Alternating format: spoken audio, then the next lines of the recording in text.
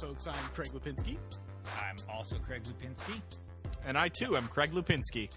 Nice. And you're listening to episode 11 of Ludowave Radio, the smooth sounds of video game talk. Oh, and that was extra sexy. Keep going. I'm laying it on thick. And I'm sober. I'm just half asleep. Like that's where that came from. I'm very amorous when I'm half asleep. They call you sexy sleepy Craig. Who calls him that? They all do. All of them. Everyone. This joke is bad. We're gonna move on. I am joined by Seth Castellan and Chris Dunn, of course. And normally at the top of the show, I share what I've been doing in the past 2 weeks since the last episode, but I've done nothing because it's the time of year where you could be a recluse and it doesn't matter. It's cold and dark out and nobody cares. Okay, but what is like your excuse for the other 90% of the year, Craig? No, actually, I spent a lot of this year outside. I went to the beach a lot, went hiking, went to a few shows. I actually made it the point to be sociable and outdoors. All right, well, I was just projecting. Good for you. But now it's winter, and I can just be fat and stay inside and play video games and read books, and that's it. That's all I'm going to do. That sounds pretty awesome, actually. That's all I want to do. I don't get that luxury here because it's like, it's 60 degrees now instead of 70. Oh, but that's rough. That's rough, Seth. Isn't that like below freezing for you though? Yeah, that's that. Under 60 is like heavy sweater weather for me. So break out the parka. That's fine. That's fine. I'm not gonna make fun of you. I'm sure it's different. I mean, Chris's winters are colder than mine, so it's not it's different for everyone. It's true. But instead of talking about the past 2 weeks, because I got nothing, I'm actually going to do a mailbag question that was directed at me specifically at the top of the show. I'm going to use my space to do that because it wasn't directed at you guys. It's not fair to really answer it in the mailbag, I don't think. But not just usurp that shit. That's fine. I'm going to usurp that shit. Don't worry. You'll get to introduce the mailbag later, Seth. I'm not stealing your thunder. I'm not stealing your thunder. Don't worry about it. All right. But Ethan Stubbs on Twitter, he mentioned that very recently I said that Crisis Core, Final Fantasy VII on PSP had one of my favorite endings in a video game. And he asked, like, how do I reconcile that with the fact that I don't like video game narratives? And I think, first of all, some listeners and like some old like TV and Lust viewers think I have like a scorched earth policy on video game narratives. I think that. Yeah, that sounds right. That's okay. Well, I'm not. I'm human. I enjoy campy trash sometimes. I think the problem is that video games are all campy trash. Like that's the problem. Like, occasionally I like garbage, but when that's all you're eating, that gets frustrating. I think there's just not a lot of variety in video game stories. Like they all basically boil down to like good versus evil. Like some jack off saves the world, and that's. I mean, in the year 2017, that's getting kind of boring. We got a little more variety these days, but really, honestly, not much. Not much has changed since like the inception of video games, and I feel like it's told. These boring stories are told in really boring ways. It's just bad dialogue, maybe mediocre at best. The best video game writing can hope for is just like mediocre. Very few video games are better than that. And then it's just told with like cutscenes or worse, like dialogue boxes you got to mash A through. So we got these really boring stories told in really uninteresting ways. And I don't think it's controversial to say that like we could be telling better stories in better ways, right? I mean, I don't think that's controversial to say. No, not at all. I get like any video game where I have to start watching like cutscenes like in between like really fun things. It's annoying. It's not fun. Exactly, and especially when the dialogue is just shitty. Mm. But when it comes to Crisis Core specifically,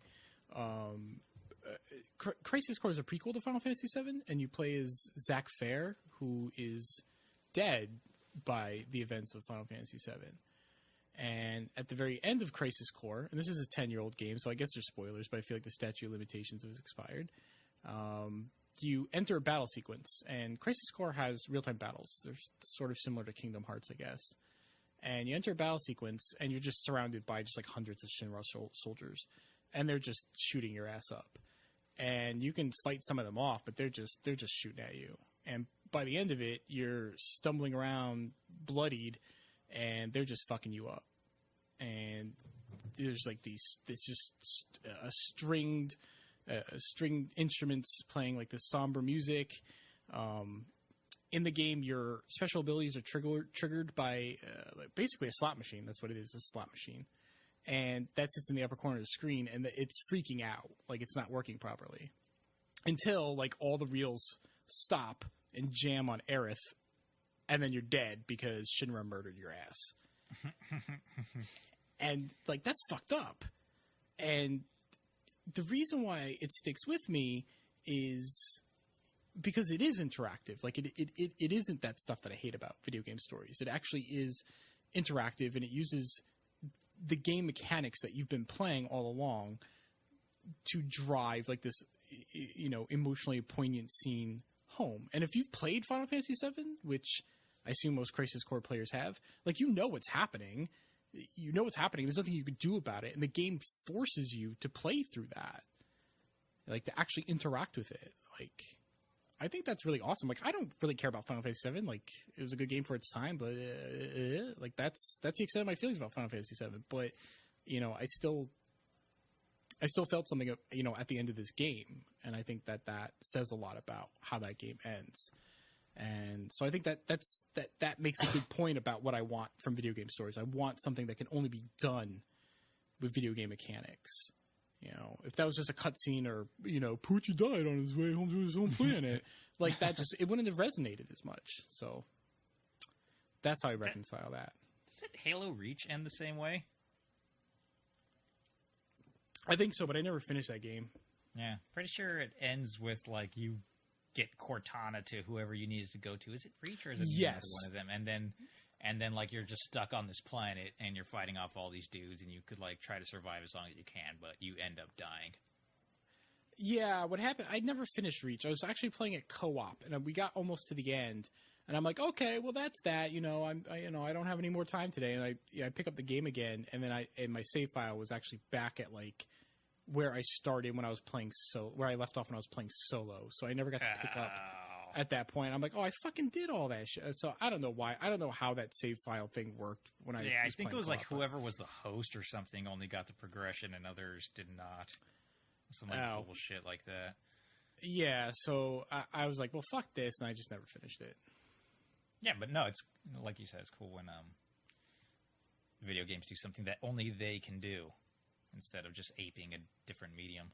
Exactly. So that's what's going on with me. How about you, Seth? Nothing. You saw me complaining about Amazon on Twitter, yeah? I did not see that. Okay, you responded to a... I sent a game back in. I sent a game. Oh, I did. Yeah, I did respond to this. You're right. Yes. Go on, yeah. So it's my fault I accidentally ordered fucking Fire Emblems Warriors from both Best Buy and Amazon, and I forgot to cancel the Amazon one. So I sent it back, like you do when you have too much shit. And like a few days after I sent it back, I got an email saying like your refund of $36 has been processed. I was like, what the fuck? Why $36? This was I paid $60 something for this game. And then obviously I bitched about it on Amazon, and Amazon customer service contacted me directly on Twitter, even though I didn't at them or anything at all. They just, got lookouts for that stuff. And they sent me a link to this thing with, here's our restocking fee policies, which I had never even heard about before. What? I return shit to Amazon all the time. And apparently, for just changing your mind, you don't need the item, they can charge up to a 20% restocking fee, which I was charged way more from. I was charged way more than. I was charged $32 for a restocking fee. Yeah, it sounds like almost 50%. There. Yeah, exactly. And on their own chart, 50% is for opened media, opened movies, games, whatever. I did not open shit. I just put threw the return label in the envelope and sealed it back up and sent it back. So I told them that on Twitter, and they told me to contact them directly, and then they waived the entire fee for me as a courtesy. And I fucking hate when they use that courtesy shit. No, you're the one who fucked up. You're charging me way too much. Yeah, that's bullshit. That makes it sound like they're doing something nice for you. Yeah, exactly. That's nah. No, that kind of shit annoys me. So I don't know. Amazon's looking a little iffy for me right now. I'm not too happy with them. And they got like fucking robot overlords fucking doing all this shit automatically. I don't know why they're charging me a restocking fee on a video game anyway. It's actually a lot of humans. I don't know if you've read these articles about Amazon warehouses. It's a lot of humans who get paid Dick Diddley to run around all over these warehouses grabbing this shit. It was a metaphor, Craig. They're all robots. Think of the poor humans who have taken this job. But I mean, no matter how you look at that, 50%, regardless, that's ridiculous. Stocking fee. Yeah, no, that was bullshit. So yeah, I've returned stuff to Amazon before, and like, I mean, I understand they charge you to ship it back. You know, if you decide you don't want it just because you didn't want it. But I've never been charged a restocking fee. Me neither. That's news to me, and now I'm going to be wary of returning stuff to Amazon. I was super or be a little more conscious of the pre-orders I keep. Yeah, exactly. And that's it for me. Just complaining about Amazon. This is a fun episode so far. Great. This is fantastic. What have you been up to, Chris? I haven't been up to much this week, although I did literally just come from a whiskey release party at a local distillery right before I came to this. I had 2 cocktails. Can you tell? Well, no, nothing much has happened yet on your end, so not yet. Give it time. A whiskey release, but that's the most alcoholic thing I've ever heard of in my entire life. If it makes you feel any better, the whiskey was aged in wine barrels, so it's extra alcoholic. Nice. It's yourself a little bit extra. It's a limited edition product. You know, it's something that they only come out with for a short time, and they only have so many bottles of it. This distillery, Jackie works there on the weekends, selling tickets to tours. So we go there. It's our regular bar basically, because we get pretty good prices there, and we're friends with the people and whatnot. But I went there and had a couple of their special cocktails, and it was pretty fun. That's why I tried to blow off recording today, but you guys wouldn't let me. So I hope you guys appreciate that I'm here, because I appreciate being here, because I love you guys. To be specific, we would have let you blown it off. We just would have recorded without you. Yeah, no, I know you would have, but I have missed this not of my own volition too many times, and it was starting to feel like a trend. And I don't want to be that person. Are you blaming Jackie for your absence? No, I'm blaming. Well, I was talking about the time that Skype wouldn't open up, but that sounded bad. This is what happens when I drink. I start blaming Jackie for things. Fuck. Loose lips sing shifts, man. God damn. Does she listen to this show? Of course not. Megan does, and apparently Seth's girlfriend does. Yeah, where's your support, Chris? You got no moral support. Yeah, I would drink too if I was in your shoes. All right, I'm done. I'm going back to the whiskey release party. Yeah. No, I haven't done much this week. That is the most eventful thing I've done this week, and it literally just happened. So let's move on. Let's talk about some video games, which we haven't done yet. Yeah, let's do other We actually stuff. already talked about Crisis Core. We did. We actually went directly into a video game this episode. That's the joke. Oh. I win over me. Yeah. Maybe it seems funny because I'm tipsy. Yeah. That might be the case. Whatever, guys. All right, so I guess when it comes to video games, since last episode I've been playing Stardew Valley, and I think I'm about done for now. There's a update coming out that adds multiplayer, and apparently just announced some single player stuff. So I'll probably jump back in then, but I haven't done everything in the game, but I've done most things.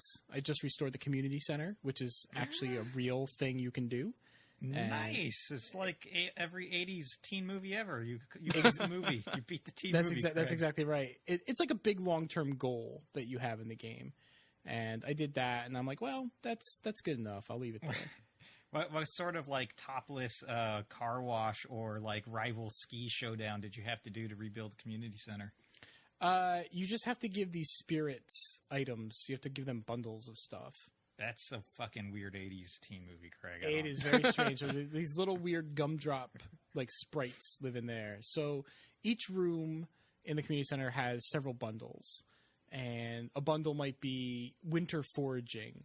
So then you put in 4 different items that you forage during winter. One might be like spring crops, and that has 4 specific spring crops you put in that bundle. So you get a reward for each bundle that you complete. And then once you complete all the bundles in a room, you get a big reward for completing that room. Like access to whole new areas on the map, for instance. But it runs the whole gamut of like everything you can do in the game: farming, husbandry, money. Like one of the rooms is just literally you just pump thousands of dollars into the room, like that's it. Mining, combat. There's you give it the bundles are spoils from monsters. So how many rooms are in this community center? 1, 2, 3, 4, 5. I think 6. All right. All right. That's with kind of proper cool, though. That's kind of like cool that it rewards you just for like doing every different thing that you could do in the game, working towards this one goal. I like that idea. Yep. And I mean, it's possible if you know that community center is a thing and you prepare, you could probably get it done in the first in-game year. But it's unlikely. I mean, it would require very tight planning and knowing what you're doing. So it would probably take, I think, the average person like 2 in-game years. It took me 3 because I'm not the average person. I fucked up my planning. Fucked up planting my trees. They didn't grow on schedule, so I did not get the fruit that I needed to complete some of the bundles. So I had to go a whole other I had to go into fall into my 3rd year. So I fucked that up. But I mean, I got like 75 hours of that game. Good quality times. Really scratched an itch. It's a great game. I really enjoyed it. I also played the Frozen Wilds expansion for Horizon Zero Dawn. And it is, for lack of a better description, more Horizon Zero Dawn. Is that good or bad? It is good. I actually have if you were to actually get me talking about that game, which I'm not going to do because we're on a schedule on this episode, but I would have more complaints than I would have about than positive things to say about that game. But it doesn't matter because in the end, the game just comes together. I just enjoy it. But the expansion doesn't require you to finish the game. You have to be level 30, but you don't have to have finished the game. Mm-hmm. And it doesn't take place in some completely different territory. It's a new part of the map, but it's sits adjacent to the map that you have been exploring. So like, it doesn't really have the space narratively or I guess geographically to do radically different things. The big differences are the machines are meaner because I guess they're possessed by some daemon script or something, and there's a fuck ton of snow, so you can't see anything. There's just snow drifts everywhere. The machines are, they're sort of like a silvery white, so they blend in. The wind will kick up snow. It'll just pour snow from the sky. If it's nighttime and snowing, fuck it. You're not seeing a goddamn thing. They have a virus. The machines have a virus, correct? They have, yeah, they do. And that makes them meaner? Oh yeah, they're jerks. And how'd they get this there virus? I'm not there They yet. got fished. All right. I'm not there yet. There are these towers that have sprouted up, these columns. They just look like honestly, they look like penises just flailing around. And I don't know if they have something to do with it, but they... Let me tell you, penises can give you a virus, so this might be... This is a good point. It's a metaphor. Mm-hmm. It's a metaphor. But these towers infect machines around them, so that must be it. It must have something to do with it. They heals the machines, it makes them nasty, and it fucks you up too. Like, one of the things you can earn in the main game is this suit of armor, and it takes the whole game. Like, you see it early on, but it's locked behind a vault. It's this really awesome suit of armor, but in the vault needs batteries to come back online, and you collect these. They're hidden throughout the game, and you don't get the last battery until very much towards the end. You only have like 2 missions left when you get that last battery. So you get this cool ass suit of armor, which mitigates all damage equivalent to your health. So if you have like 600 health, it'll mitigate 600 damage, and then you start losing health. And it recharges too. It recharges over time. So it's a really good suit of armor. These fucking penises, when they pulse out, it deactivates that armor. So you spent the whole main game getting the suit of armor, and you go into expansion thinking you're a badass, and these penises just don't play that game. They don't play that nonsense. No, they got to balance that game. Those penises I guess are all about I game guess balance, man. You can't just go So in with that's- a Metroid light suit and blow everything up. You cannot. So like that's the main difference between Frozen Wilds and the main game. It's just that it's harder. And harder penises. Got it. Harder penises. The penises are very soft. They just flail around. Okay. I played a side quest I want to talk about. I played a side quest called Waterlogged, and this is actually honestly one of the best side quests I've played in, I think, any game ever. It was I was given this task by like this woman who said she plays this instrument. She plays pipes, and the way she talked about them made them sound like they were really big, and so I thought it was like a some sort of like what's the word I'm looking for? Like they're made out of rock. I thought they were like wind instruments carved into like a stone face or something like that. Is the way that she made it sound. Pipe organ made out of a stone. Yeah, kind of. That's kind of what I was picturing. She said they were in a basin, but the basin had flooded. And she wanted me to figure out why like this ancestral instrument is flooded. So I go, okay. And I go off and I go in that direction, and I find out that there's like a dam, like a Hoover Dam kind of dam, right? Mm-hmm. And I'm like, oh, that must be the source of it. Go to the dam, go inside, and inside some John Candy ass motherfucker got himself locked in there. And he broke the dam. He fucked everything up, and that's why the basin's flooded. So now I'm working with this goofy motherfucker. I'm doing all these platforming around, getting these different valves, and we're working together to drain the water. You and Uncle Buck. Me and Uncle Buck, planes, trains, automobiles. We're figuring this out. And I got to fight a giant alligator. And then we do it. We high five. He's very sad. He was looking for something and he didn't find it. And he's very sad.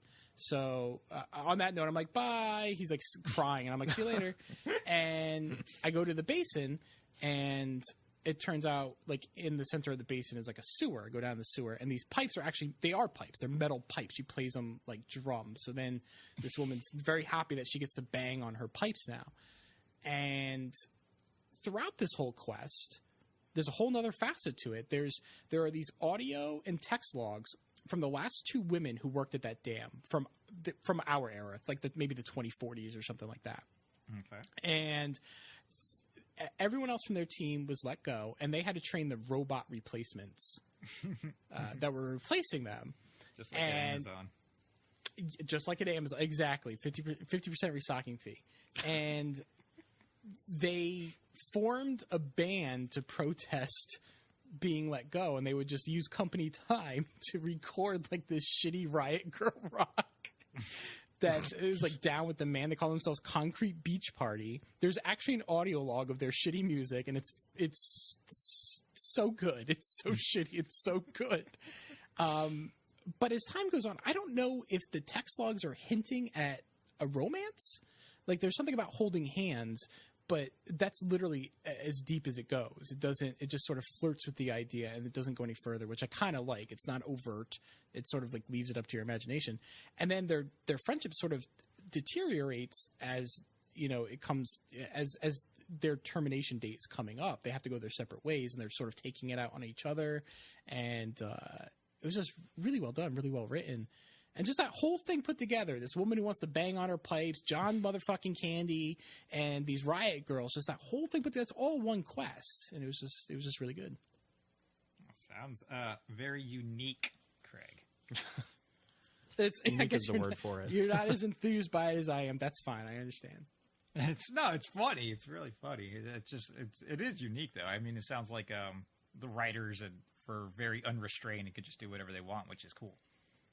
Yeah, it does seem that way, but I mean, honestly, like if anyone listening wants to like hear this shitty song, like if someone uploaded the song to YouTube, so you can look up Concrete Beach Party, you know, Horizon Zero Dawn or whatever on YouTube. Beach Party, Jesus Christ! That's I guess it was glib. I think it was a glib reference to working at a dam. But Concrete Beach Party, it's good. And I also played Mario Odyssey, which I have to say, since last episode, I have enjoyed it more the more I played it. But I guess for me, it's sort of, I have mixed feelings about it. I still have mixed feelings about it though overall. And I guess it's kind of like a reverse impressionist painting where like the closer I am, the better it looks. Like that moment-to-moment gameplay is really good. It's the best I think Mario's ever been. But when I step back and look at the big picture, when I look at things like the progression, there's just too many fucking moons. There's too many moons. Even when you finish the game, last episode we talked about how, well, maybe the moons are easy to get so that people who are less skilled can at least finish the narrative. Maybe that's true.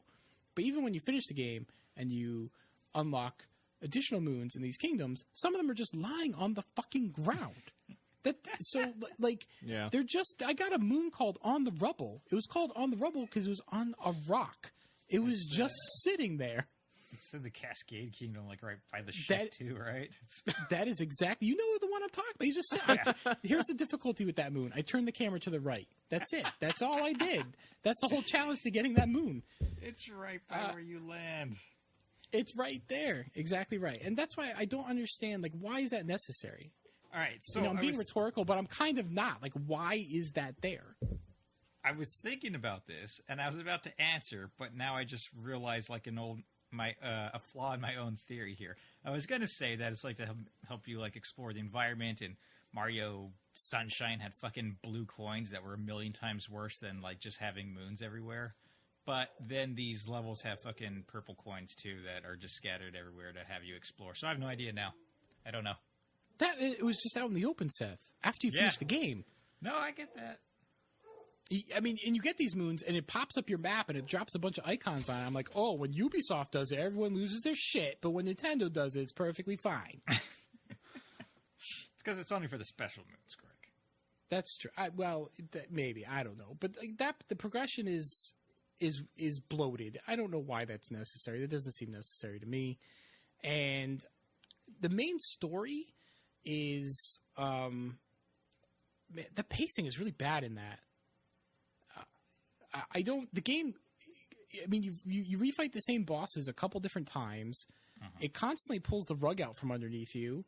Like, instead of fighting Bowser one time, he just pulls a dragon out of his ass, and you got to fight a dragon for no reason. All right, that shit was awesome. I don't know what you're talking about. Well, that's the thing. The boss. I mean, right? The boss. Actually, I enjoyed fighting that dragon, but as a matter of pacing goes, I don't know where. I never knew where I was at in that game. There's no world map that lets you see, really how far along you are. You can't do it by how the moons in a kingdom, like you could say, like how many stars you've gotten in Mario 64, because every kingdom has a different number of moons.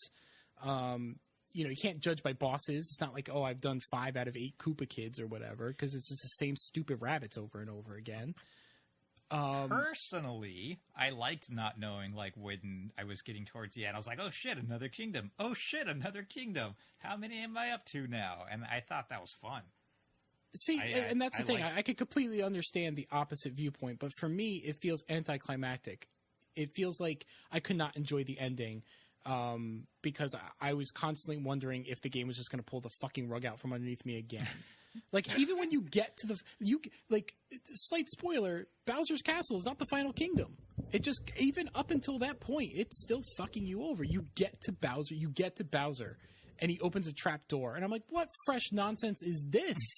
Fuck you, dude. Is there another dragon down here? Like, what's going on? It just does that to you. So like, and then you defeat Bowser, and there's a really cool sequence after Bowser. And instead of enjoying that, I'm just like thinking like, oh man, what bullshit are they going to do to delay resolution after this?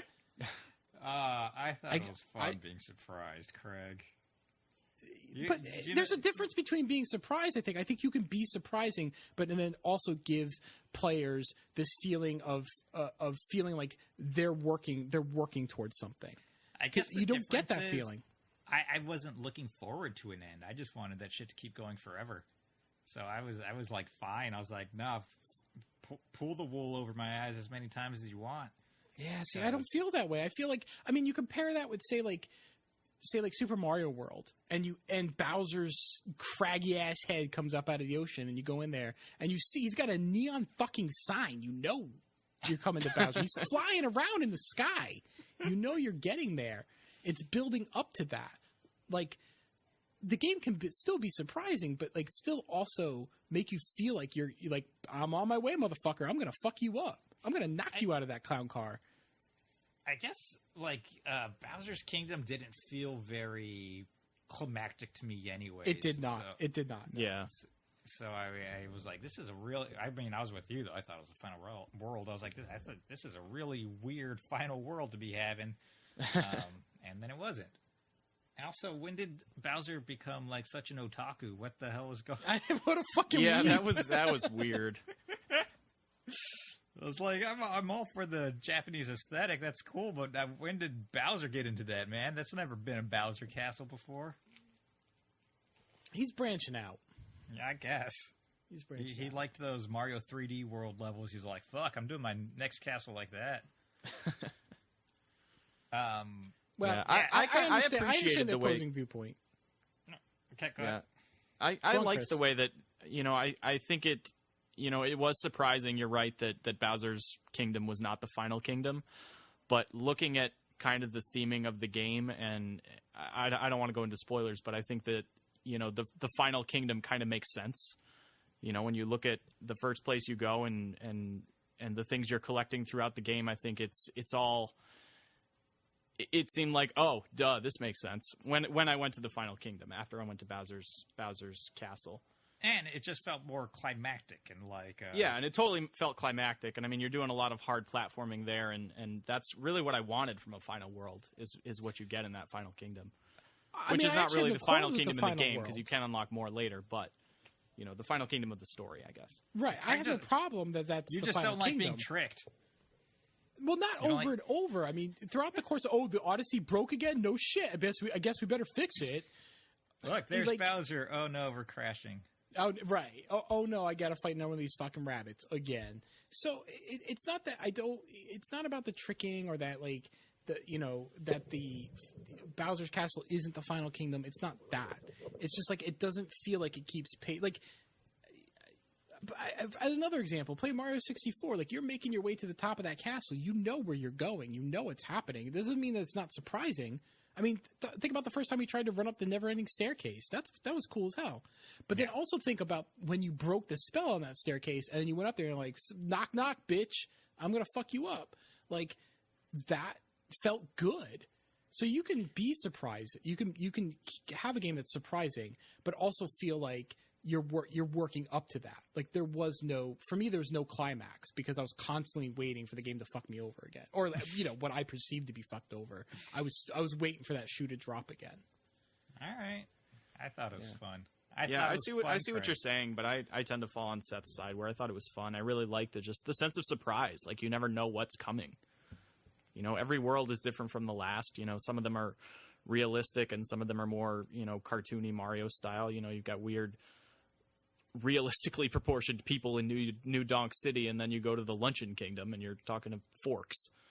And, I loved there was always something new around every corner, whether it's, something new like that or just the story twisting and taking you somewhere you didn't expect to even go anywhere at the end. You figure Bowser's Castle is going to be the last, and then it's not.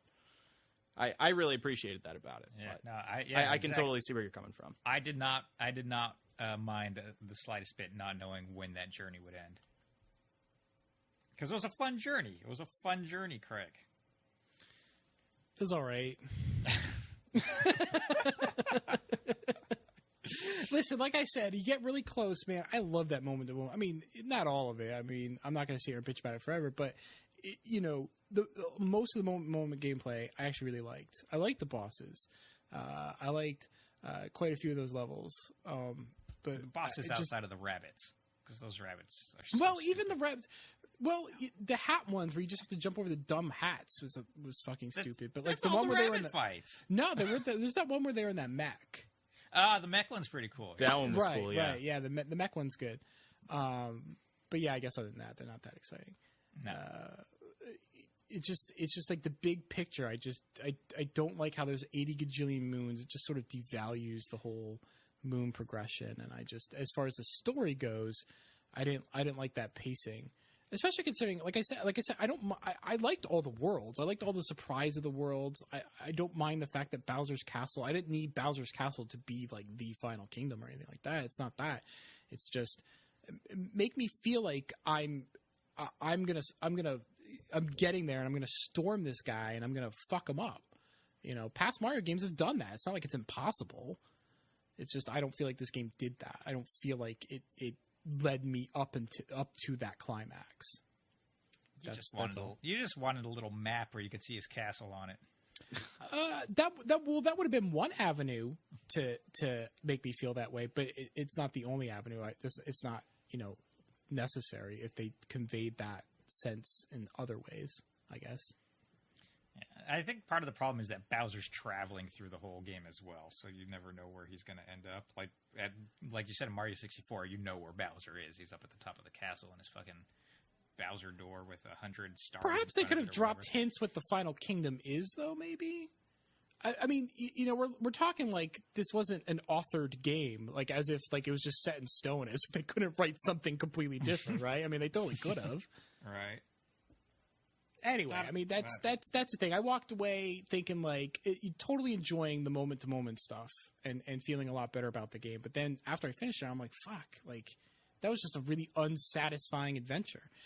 It's actually more satisfying to just go back in these worlds and fuck off in them than it was to actually play the story proper. I guess that's how I felt anyway. Speaking of unsatisfying, in Mario Odyssey, this isn't. I'm done. By the way, we can segue to you. That's fine. So the game has about 880 moons that you could like collect from your list, right? That's a shit ton of moons. But then it caps out at 999 moons is when it stops keeping track. So that's there's like over 100 moons that you get just from buying them from the store. Yeah, you just buy that's them, bullshit. That's like so stupid. Like what is? And there's some kind of reward for getting 999, right? I mean, I think I've read that it's something stupid like the shit in the literal shit in Breath of the Wild for getting all 900 Korok seeds, but it's very minor. It's like it's a neat little throwback, but it's very minor because okay. I did this shit. You did it. That's amazing. That's amazing. I like the last hour of me trying to like 100% this game was just grinding coins, playing the exact same like little mini area over and over again, getting coins for over an hour. So that like I literally did everything else you could in the game, and I still needed like 15,000 coins in order to 100%. Oh my god, that sounds fucking terrible. Yeah, so that doesn't sound fun. That is not well designed, like the money to gameplay ratio there at all. But there's just like I said, it just you have to ask yourself, why does that exist at all? Like, why is that? This game rewards you for getting moons.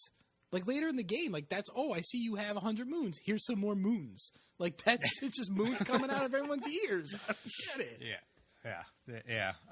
So there's definitely some. I feel like they overextended themselves. They definitely could have reined themselves in a little bit, just as far as like they did not have to go hog wild with the moons the way they did. Like fucking 500 moons, like 500 super well placed moons instead of on top of the rubble or whatever. I think would have been better than 999 moons where you're buying a tenth of them.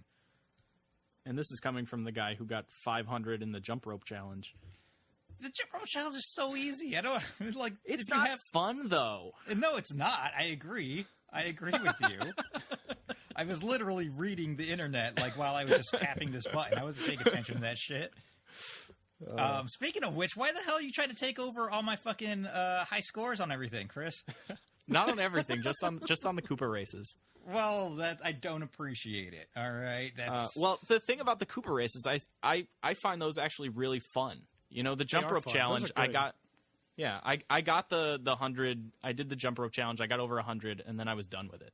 Mm-hmm. But like the Koopa races, I find are really fun because they challenge you. For one, you have to figure out what the best path through the level is. So sometimes that's using one of the transformations and going a completely different route from what the other Koopas are going. No, you stick on that Jinx. Do not take the electric wire. That's my path. I always use the electric wire. But you also have to. It also challenges you to like do the jumps and the platforming perfectly. So it's challenging you in both ways, which I really appreciate. It's fun trying to figure out what to do and then also trying to execute on those moves. What's the name of the Lost Island world? Is it Lost Island?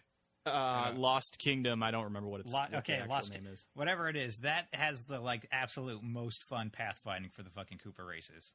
I haven't done that one yet, which I'm sure you've noticed if you're keeping track of these leaderboards. But I don't know if you'd gotten to it since I finished. I'm done with the game like on last weekend.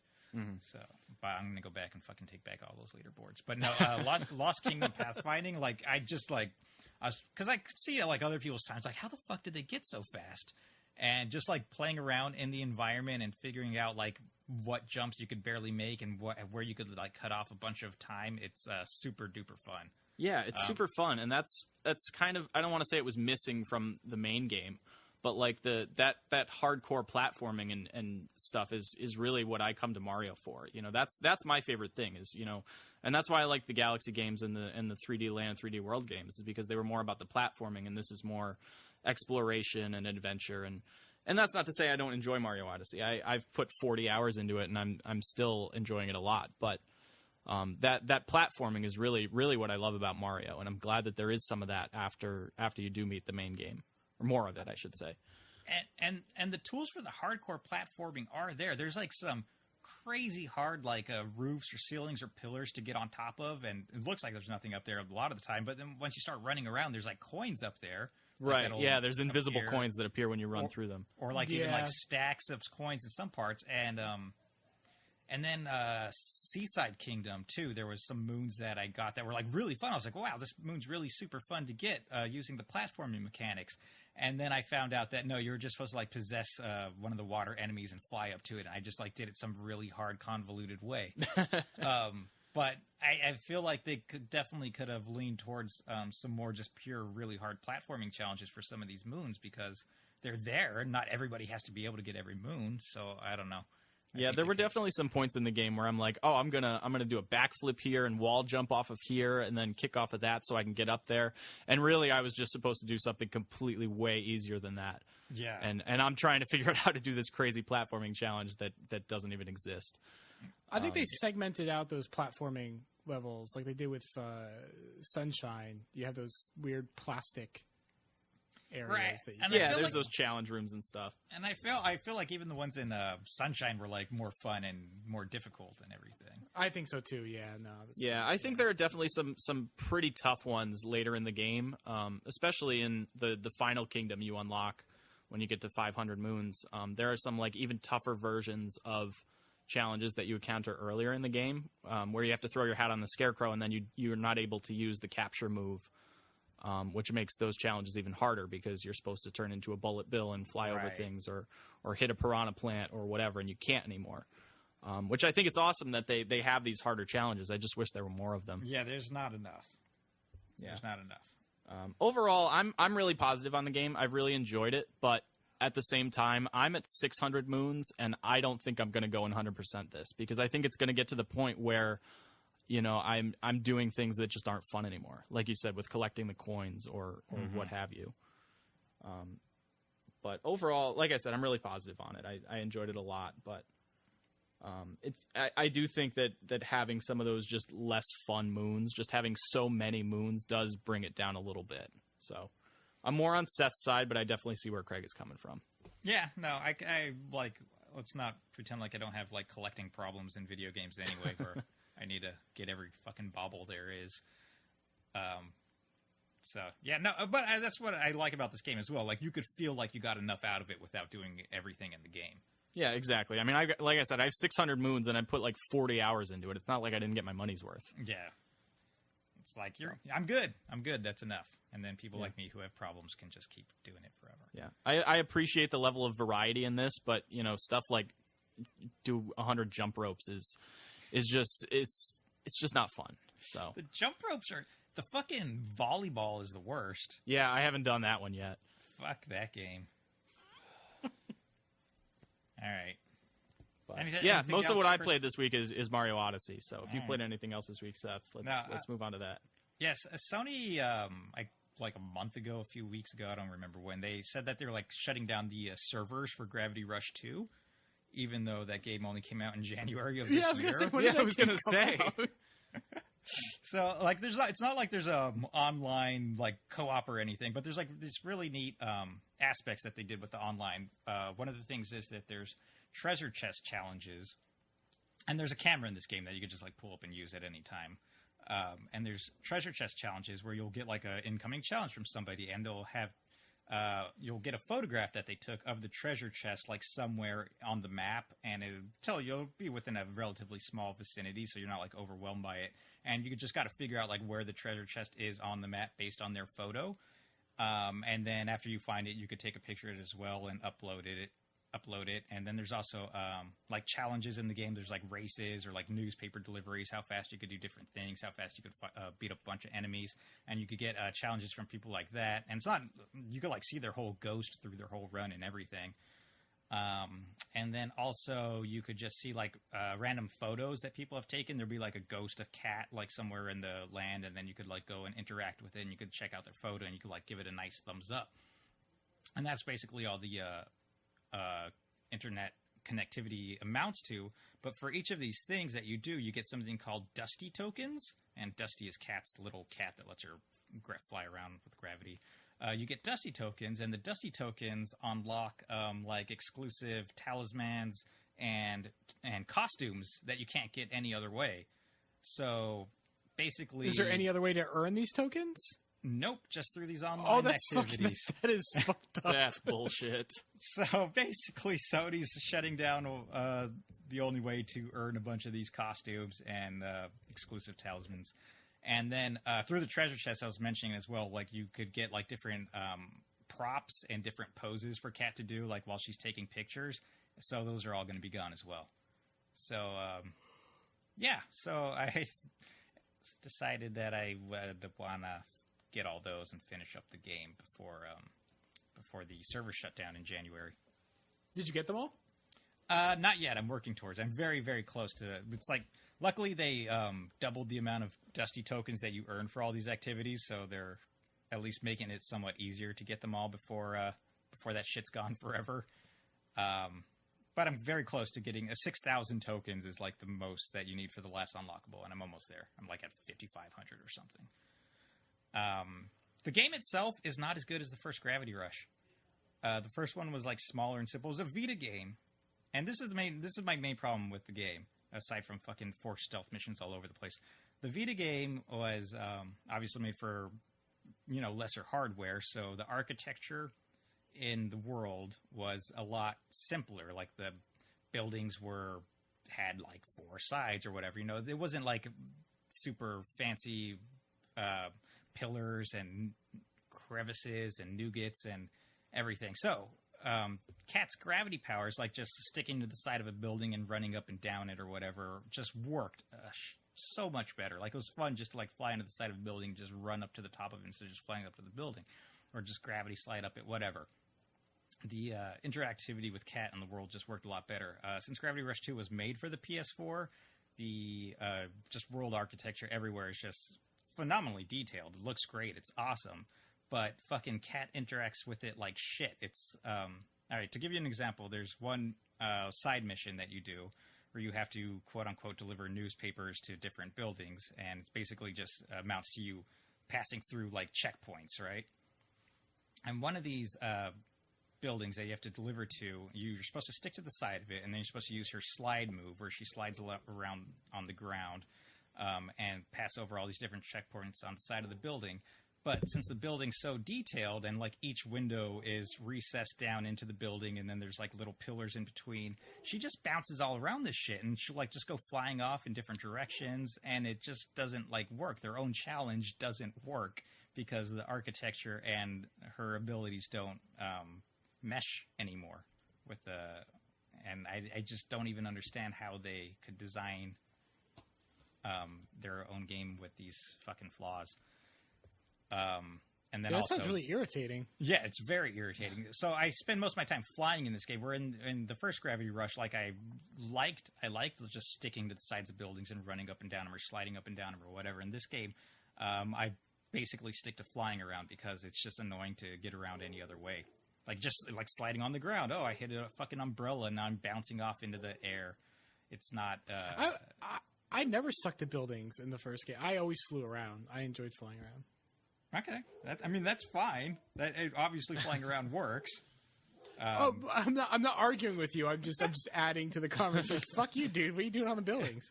No, it's fun because like It's fun. It's fun. It's like a really cool mechanic. It like gives you the real sense that you're not just flying, but you're actually shifting gravity, like when you're walking up and down the side of a building as if it was the ground, you know? Right. I guess what I'm saying is I don't really relate to these. I mean, obviously, I relate to that problem on the PS4 that you're conveying here, because really overcomplicated geometry is like the bane of like every game that I play. Like, I'll be playing Overwatch or Destiny. I'll be running backward as someone's shooting at me, and I get my foot caught on a fucking box or something, and I'm fucking stuck there because the geometry is just too complicated. It's stupid. So yeah, I mean, in some sense, I'm picking up what you're putting down. I just didn't. I didn't experience. I just don't have the contrast to Gravity Rush 1, because I was like, why? I'm gonna fly around all the fucking time. I mean, that's fair. That's fair. I'm just saying. But like, even on stuff you have to do, like I'm saying, like with the building delivery where you're supposed to slide along the side of it or whatever, it just doesn't work. Yeah, it sounds terrible. Right. And then also there's just a shit ton of stealth missions everywhere, and stealth in that game is not great. It just amounts to you like hiding behind boxes while guards walk back and forth. It's There's no good. stealth in the first one that I remember, right? That wasn't a thing in the first one, right? I'm trying to remember. I played the first one only last year too, and I want to say if there was, it was like very minor, like maybe 1 or 2 missions in the entire game. Yeah, but okay. Like nothing's coming to mind here. But there's a like fucking 4 or 5 that I've done and I'm not even like a third of the way through the game. Oh, it sounds pass. Yeah, pass exactly. Luckily, not all of them are mandatory. Some of them are side missions that you could skip. But once again, you unlock different things for doing side missions. So, yeah, and it just feels like it's bigger. Like it's way bigger. The game's bigger, but it feels less personal than the first. The first one was a relatively small, like few islands. These ones are like very large islands and everything spread out. And like there's a downtown district with tons of like floating skyscrapers, and there's like no reason for them there. There's nothing to do there. There's like I don't know. It just feels like pointless, you know? Are there gems to collect? Yeah, there's gems to collect, but there's... I wouldn't say they're pointless. Okay, but the gems that you need to collect in this game are like fucking tenfold that you need in the original Gravity Rush, and then there's like a whole mining thing that you could do where you could go down into these mines, and then you could just like fucking grind on these green spheres that give you like fucking 5 gems per sphere. It's not great. It's not. The whole gem systems might be worse than So the gem economy went to shit between the 2 games. It went to shit. One thing I do really like about this game, though, is like the story's very much about like a fascist-run city where there's like a very, very poor and very, very rich, like fucking Hunger Games levels of disparity here.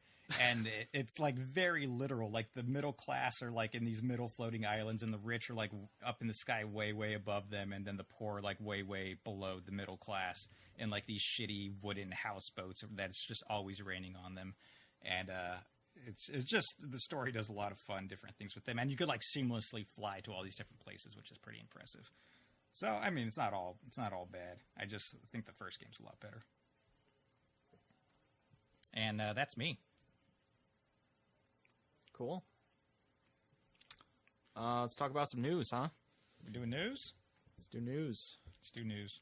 The ESRB has put in new regulations for these short-run published games.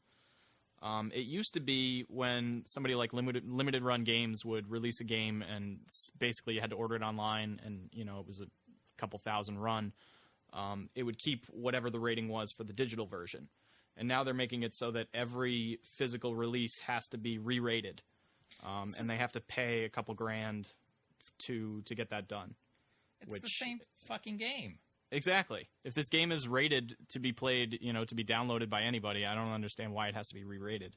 And it sucks because these small publisher or these small developers, it might mean the difference between them publishing that game in a physical release or not.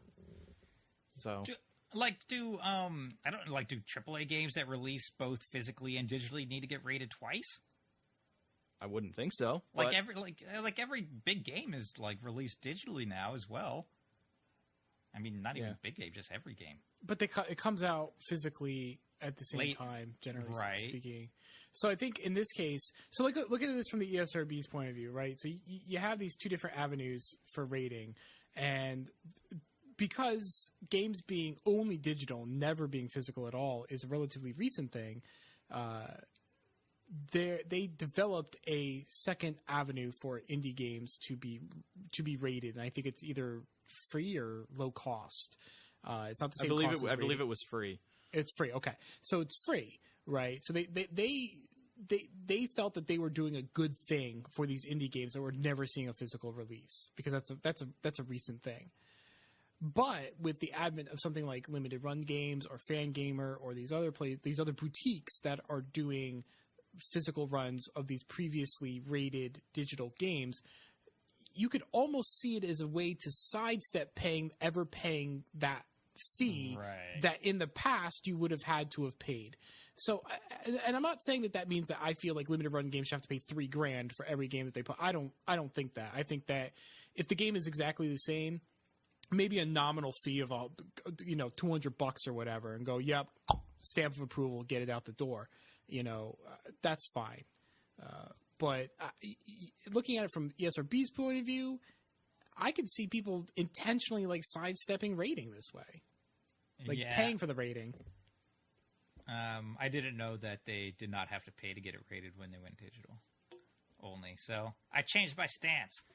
But I have a follow-up question about this, because I noticed that all of the box art now has the ESRB rating on the games, on limited run games, whereas before they never did that. Is that like also part of the mandatory part of paying for the ratings? It probably so, is part of that, because this apparently went into effect in late summer. Okay. Yeah, it's hard to know for sure, but I mean it's probably connected to that, because obviously Sony is requiring that they follow these ESRB ratings in order to continue to publish on their system, or continue to publish the physical releases. I mean, because obviously the ESRB is not like legally mandated, but you can't publish a PS4 game if Sony won't let you. So Man, I don't know. I think it's unfortunate, but I think you're right, Craig. Like there could be a middle ground somewhere, because that. I mean, $3,000 sounds like a lot for these really tiny publishers, or developers rather. So, I just hope it doesn't mean bad things for limited run games and companies like that, because there was an example in this story on Kotaku where a game was already slated to get a physical release and they actually canceled it because the cost was too high. So I mean, I could see that happening, or I could see people just deciding initially they're not going to do it, which I think would be a shame, because we love our physical games. Yeah, absolutely. Especially Seth. Seth loves his limited run games. They got fucking Windjammers coming out. I'm gonna get that shit.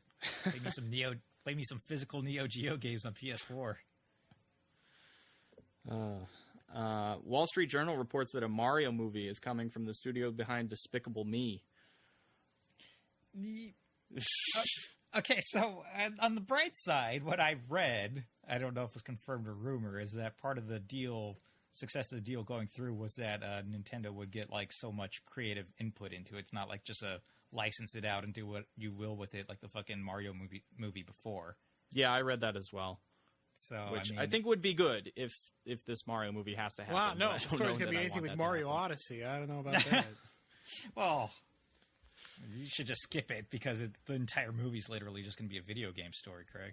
It's just going to be a kids movie. I mean, I think actually going with like the Despicable Me studio is probably pretty smart, because this isn't going to be for us. No, Mario's so fucking wholesome that I don't know how that you could just make it into a movie that would be interesting for adults.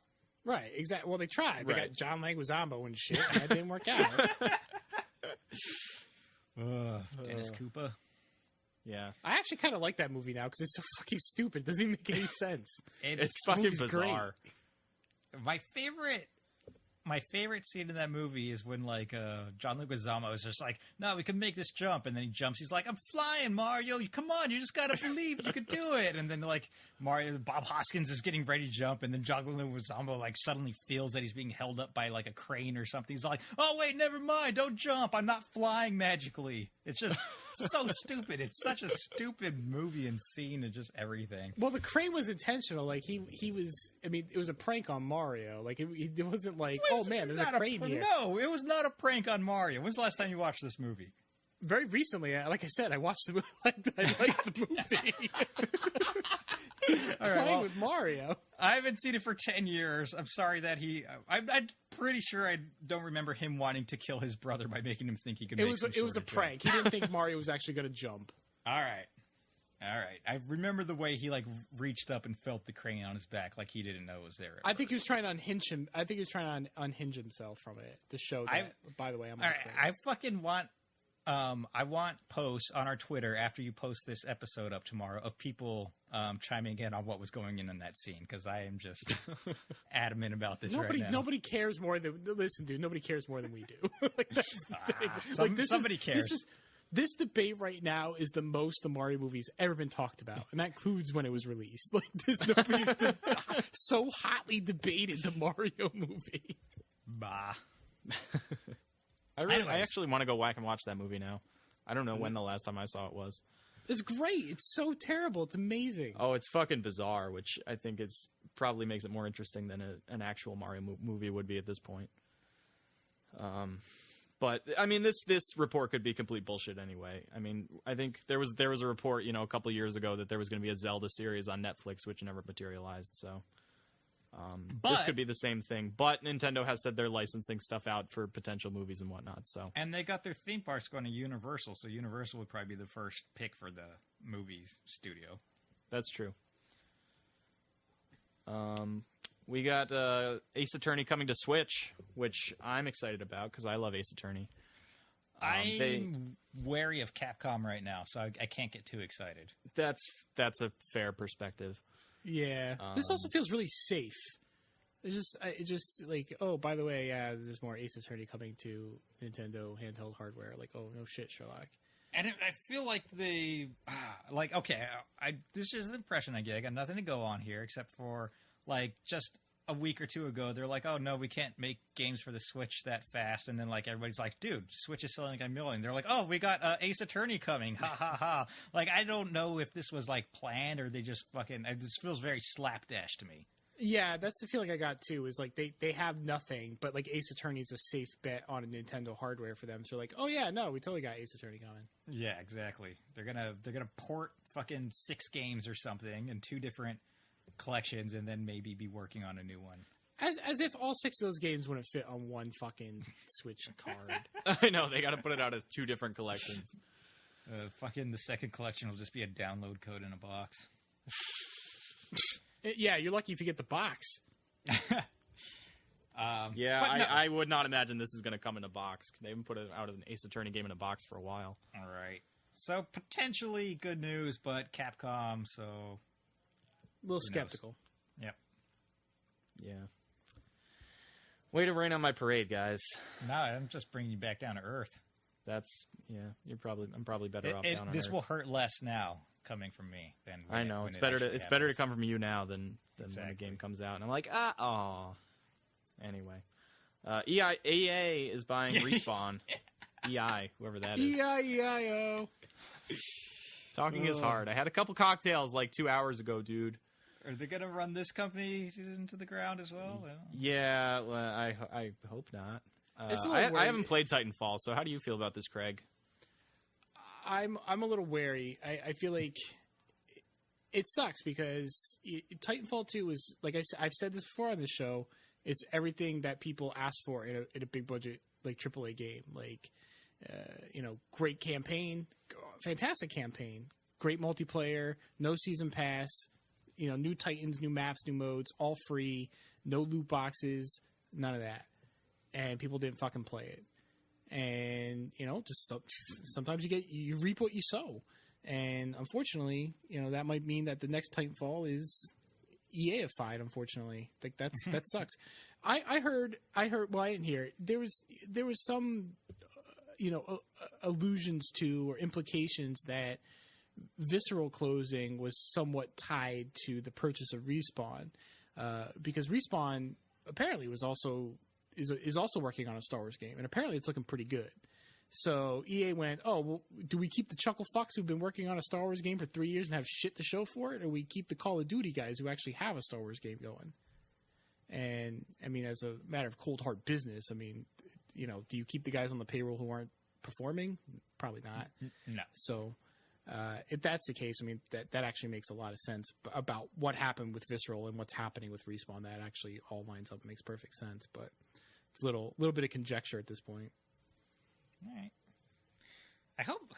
I mean, all these first-person studios, though. How many first-person Star Wars games do we need? I hope maybe it's not a first-person Star Wars game. If they are indeed working on it, taking it over from Visceral anyway. Well, I don't think they're taking it over. I think they're working on something separate. And Visceral had, I think Jason Schreier might have had something about what Visceral was working on. Basically, they just couldn't get it together. They had these grand ideas that they just couldn't do it. And so for the past 3 years, just had nothing to show for it. And then I think Respawn was working on something completely separate with the Star Wars universe. Okay. And EA was like, that's the moneymaker. All right. Well, I enjoy me some Star Wars, so. Yeah. Speaking of Star Wars, did you guys hear about Battlefront 2 this week? No, what happened? No, what happened? Do tell me, Chris. The loot crates have been blowing up the internet. Apparently, you know, in Star Wars Battlefront 2, you can play as Darth Vader, but you have to either play for 40 hours until you unlock him, or, you know, he costs 60,000 points that you have to spend thousands of hours unlocking. It's ridiculous. And EA responded by lowering the cost of the characters, and eventually I think they've turned off microtransactions altogether, and it's been just a big shit show. Yes, like CNN picked up the story, and like Disney actually ended up calling them. Bob Iger, the CEO of Disney, called EA, and that's the fuck you doing my Star Wars?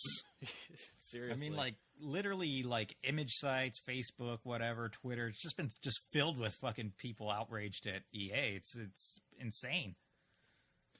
The Loot Crate thing is on like everyone's mind, and this just came to because this is me personally. I'm like, Overwatch. I'm a little disappointed with the drop rates, but it's fine. Like it doesn't bother me. But even I look at this and I go, wow, this is scummy as fuck.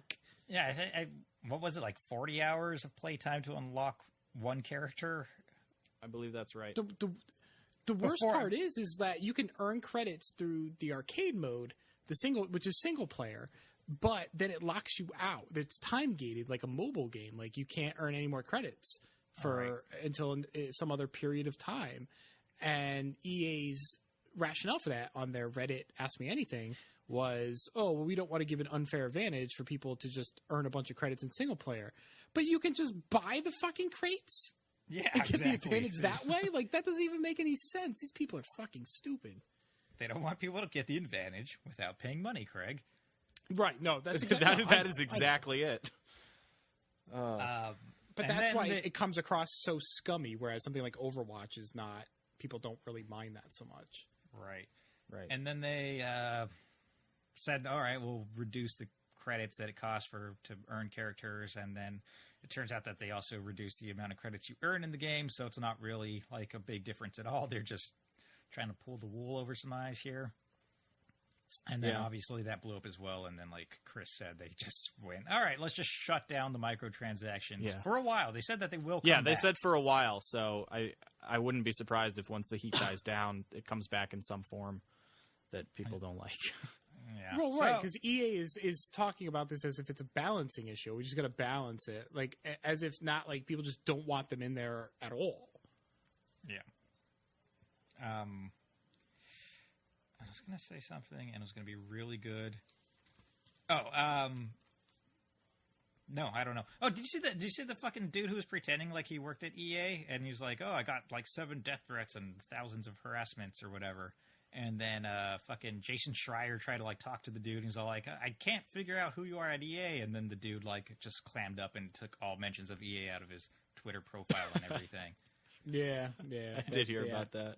That is a weird cry for attention there. For our listeners, someone on Twitter claimed that they worked at EA and they were getting death threats. Yeah. Go on. Okay, and he'd be pretending like he's been working at EA for like 2 years, like just on Twitter. even before this, just on Twitter, be like, "Yeah, I work at EA," and like blah blah blah, and just like for some sort of clout or something. I have no idea, like what he's getting out of that. The only thing that like sucks about this is that even though this guy was a liar, I mean, developers really do get death threats. Like, oh yeah, absolutely. I would hate for this to like delegitimize the fact that they get death threats over video games. Which is absolutely ridiculous. That's like the stupidest. Yeah. Like, you don't need to get death threats about any kind of entertainment.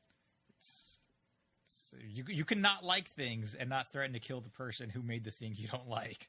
Video games are fantastic if you set aside the people who play them. Yeah, exactly. Yeah. Except for our listeners. I actually bought Battlefront 2. I wanted to play the campaign. So I have this game. I feel like I'm part of the problem now. Kind of, but I mean, you got to own it though. You know what I mean? Like you gotta say like, I just want to play the campaign. I mean, you gotta be honest with yourself and just. Yeah, I mean, I'm gonna come. I fucking don't give a shit about multiplayer shooters for the most part anyway. So next time we record, I'll definitely have impressions on what's going on with everything. Oh yeah, please, yeah, that'd be good. I haven't heard great things about the campaign. That. No? So I'm interested to see what you got to say. We'll see. We'll see, Craigie. All right. Is that all we want to bitch about EA right now? I think we've said enough about EA for now. All right, let's hit up the mailbag then, yeah? Let's do it. Hell yeah. Let's do the mailbag. Come on, get pumped. All right, so Tom on Facebook says, recently the ESRB put out a statement that it does not consider loot boxes gambling, equating it to buying card packs for CCGs / TCGs, which are different card games. With the recent overwhelming backlash regarding Star Wars Battlefront 2 from both the media as well as consumers, do you think they should or would reconsider their stance on this? If so, how would this affect already released games that have and thrive on this type of revenue stream? So, first of all, yeah, I mean, loot boxes are just basically like blind card buys, right? Which nobody really considers gambling. Not in the traditional sense, no. But I've heard arguments that like the way loot crates are designed with how they nag at you to open them or to buy them, or the way they parse out their contents, the way they have lights and sounds that kind of make it exciting. I mean, that's not a card pack. Like that's designed to play at you psychologically. Yeah, do you know? I think the newest Call of Duty, World War II or whatever, even like drops the loot crates for you in front of like all your teammates, so they could like see all the fun shit you won as well. Right. So it's a little bit different. It's not gambling, but it's maybe gambling adjacent, and it's meant to play at you in the same way psychologically as gambling. It's very much like gambling, just with the. I mean, Constellation, like, I think the ESRB put out a statement that they don't see it as gambling because no matter what, you get something, right? But if what you're getting is like fucking a turd, when you could be getting $5,000, isn't that gambling still? Like you can't, like you're not going to go to Vegas and be like, oh no, it's not gambling because here's a fucking piece of shit.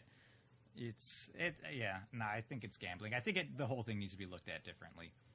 And I don't know how the ESRB would govern that. I don't think the ESRB is really positioned to regulate game. That's more of a state thing. Yeah, this right? would have to come down to government, I would say. And I'm not opposed to government regulations. I, for one, am glad my apartment did not catch fire today because there's a wiring code. But I would rather that this was solved, as an industry. The only problem is that the ESRB was formed by the ESA, which is basically a lobbying group. It's basically the NRA of video games. They're not concerned about safety so much as they're concerned about making money for their clients, which is big AAA publishers. And in a case like this, putting a descriptor on the box like, hey, this has gambling shit in it, doesn't make money for their clients. Like that's going to be a turnoff. So they're not going to do. I can't see them doing this willingly. They would almost have to have the threat of government regulation. Yeah, I feel like before they would do that. And if a government does deem it as gambling, then it's within whatever state or federal or wherever you live's right, because gambling has to be is regulated by the government. Yeah, I would rather they didn't. Like I said, I would rather that the ESRB, because if you go on like the Apple App Store and a free to play game has in-app purchases, it flat out tells you this game has in-app purchases, and then you can click on the in-app purchases like tab, and you can see what those purchases are. So then you can have a general idea about the game's economy. It doesn't really tell you everything you need to know about how that game operates, but it gives you get a better idea about how that free game's in-app purchase economy works more than you do with these $60 games, because they keep that much more opaque. Like, that shit should be on the back of the box. They're going to tell me there's going to be titties and decapitations in this game. You can tell me that this game wants me to buy loot boxes too. I don't think that that's so much to ask. All right. I agree with that. And then I just think like it's like mandated like drop rate chances and everything like that should be in games as well. Like I would be, yeah. There's no, like, I know some mobile games do that already. There's no reason for you not to know what your chances of winning something are. Because that's just bullshit. It might be like a 0.001% chance and you don't know. You might not want to throw money at it if that's what the chance is. So I think that's just, part of the opaqueness, like you're saying, to keep the consumers in the dark on where their money's even going. So, I don't know if the ESRB is going to reconsider this. But I think developers who are obviously watching this with rapt attention because, nobody wants to be the next fucking Battlefront 2 coming out of the gates. And by developers, I mean publishers. Nobody wants to put out nobody wants a fucking shitstorm like this with their brand new game that they're trying to sell you. What they'll just do is just take it back a couple steps to where they don't get they'll just find where that point is where they don't get the shit and then do that. They'll just basically do the worst they can do with the minimal amount of backlash, whatever that might be. Yeah. And there's actually, now I remember what I was going to say that was really good. There's a Reddit post that a guy who says he works in like digital PR and stuff. And part of what he does and what he knows EA doing is called changing the data, which is what they did when they reduced the credits, where basically they say, no, this is different. We have reduced this thing. And anybody who tries to argue with the fact that, like, oh, no, it takes 40 hours to unlock Darth Vader, then, people come in and be like, no, they changed that. Everything's different now. And while they did change it, might just be, like I said, 40 hours. Now it takes fucking 30 hours and still. But they, it's just that the data's changed, and for the mass consumer, they're just going to be talking about how the changes were made and not right. Yeah. You know what I'm saying? I'll post a link to the fucking post when the episode goes up. Yeah, basically it just gets around that, like, oh, they changed it. It's better now. And it's like, yeah, like you said, like, sure, okay, it's not 40 hours, but maybe it's 38 hours. It's better, yeah. You're right. But, right. Yeah, no, it's better, but if that was the starting point, we still wouldn't be happy. Yeah, exactly. So it's just a form of deception and confusion and, get everybody. But that's what I mean. They just move the goalpost back just far enough to where they don't hear a bunch of people bitching. And I guess the second part of that is if the ESRB does change it, how would it affect games that already use the whole loot box? They'll just have to patch it out, I guess. I don't know. I don't know if there's any... I don't think it's going to happen anyway, but... Well, maybe they just have to add it to, like, their packaging. I think it should also be, like I said, like on the Apple App Store, it should be front and center on, like, all these digital storefronts for these game systems. Right, yeah. Because, like, it's not always clear. It's like, if you're just buying the game online, that's not clear. You might see, like, some of these systems have, like, a related purchases tab, and then you'll see, like, the DLC or, like, the, gems or whatever the game might have. But I think it should be explicit as fuck. This game has loot boxes. Here's what the economy costs. Like, it should be clear as day. I should know what I'm getting myself into. And like you said, the drop rates. I should know what I'm getting myself into before I spend $60. Fire Emblem Heroes gives you the drop rate percentages, which I like. Yeah. Just let me know how much you're gonna fuck me. That's all I'm asking. Yeah, exactly. Just give me a heads up. That's not so much to ask. All right, so then, and this is more personal on the whole loot box microtransactions.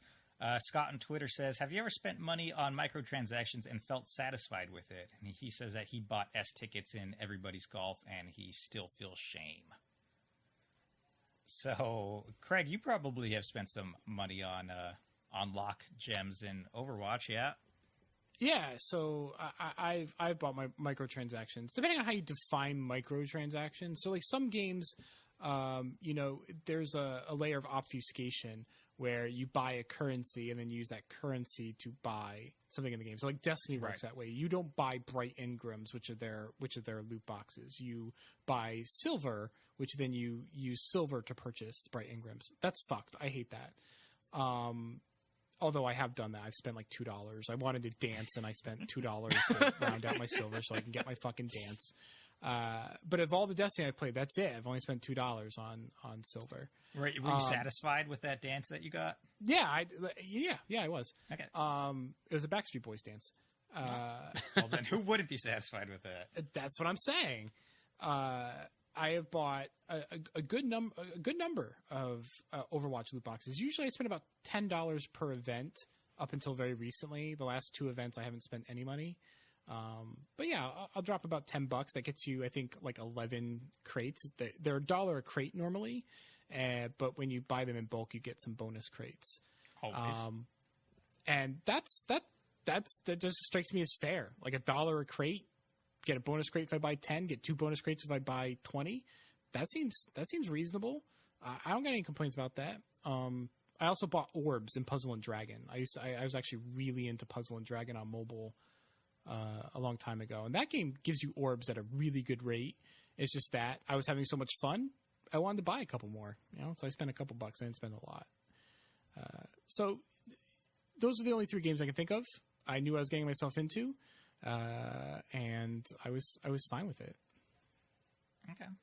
I also don't have I don't have an addictive personality either, though.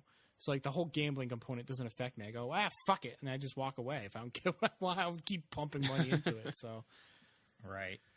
I mentioned Fire Emblem Heroes on mobile, and I spent money on that game one time.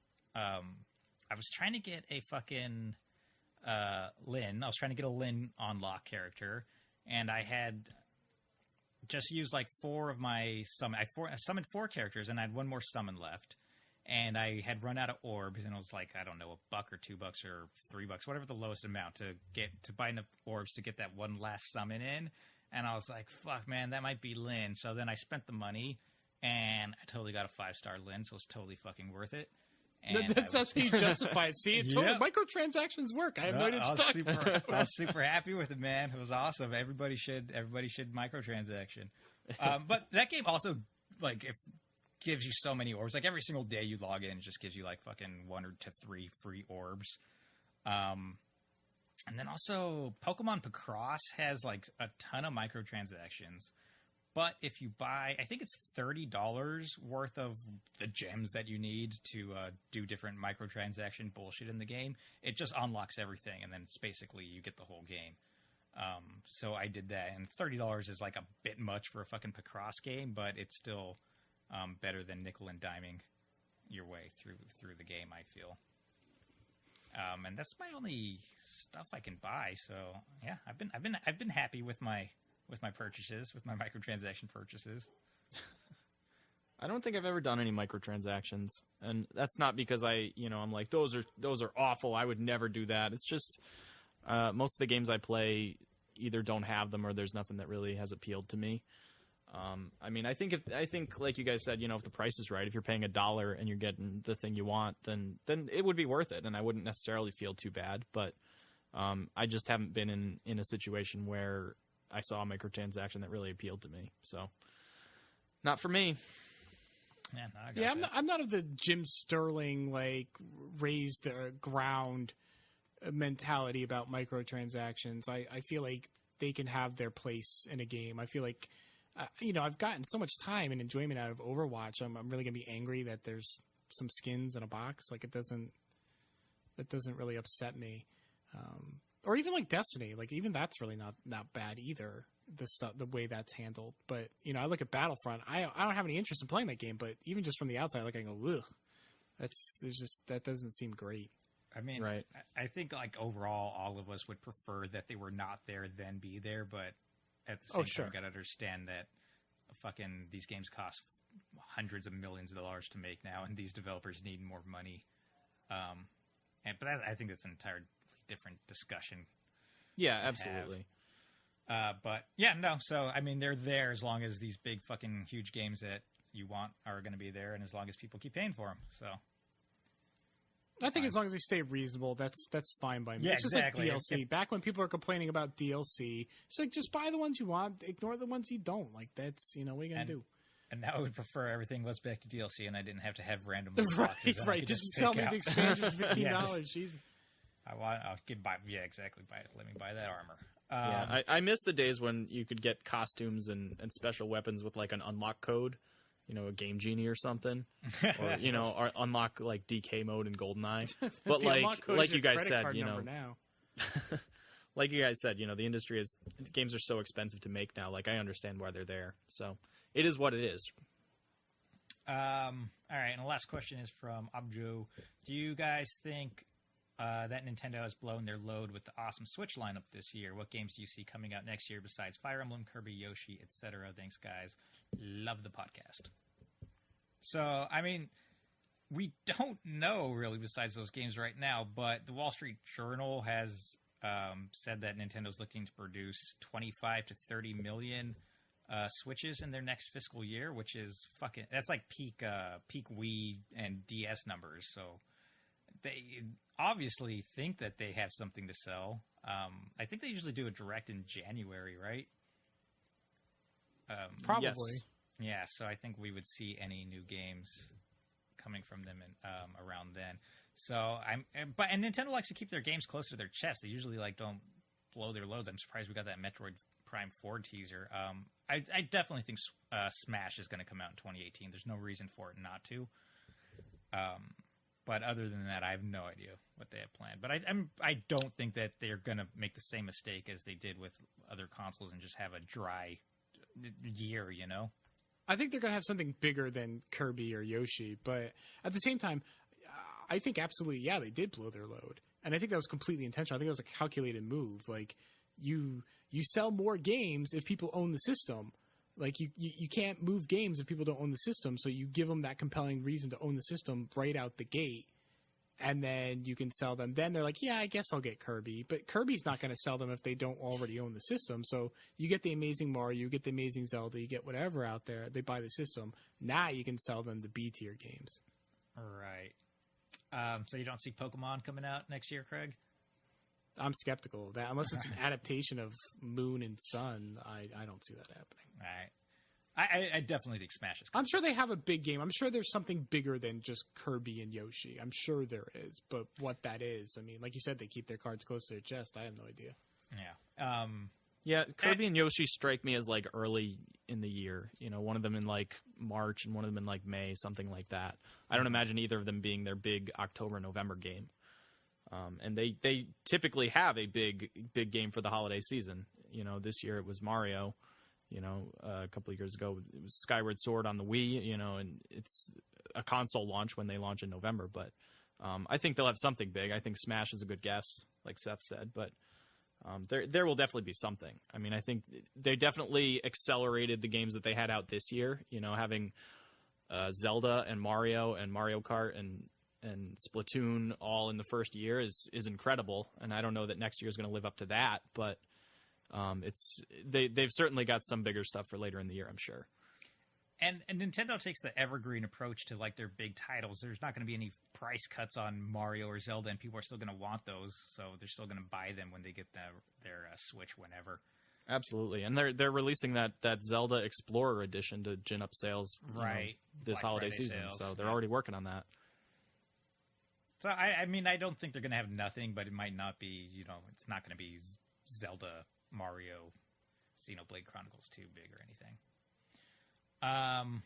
And that's it for Mailbag. You could find next episode's Mailbag. Will be posted on Thursday, November 30th at Ludowave Radio on both Twitter and Facebook. And it's at the end of the episode. Do we have anything we'd like to add? Oh, is that the end? No. I'm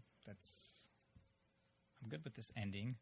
That's good. All right. Hey, I want to thank everyone for listening. You can find us on SoundCloud, soundcloud.com/Ludowave Radio, where you can download, stream, subscribe. You can like our tracks. You can also find us on your favorite podcasting platform, Apple Podcasts, Google Play, Stitcher, wherever you find podcasts.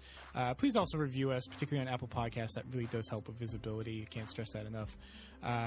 Our theme song was composed exclusively for us by Morning, Moon, and Mercury. You can find more of his stuff at morningmoonandmercury.bandcamp.com. You can find me, Craig, on Twitter and Instagram at TV and Lust on both. Seth, where can people find you? You can find me on Twitter at Seth Gastel. Chris? And you can find me on Twitter and Instagram at echrisdunn. And we're out. Peace out. Peace.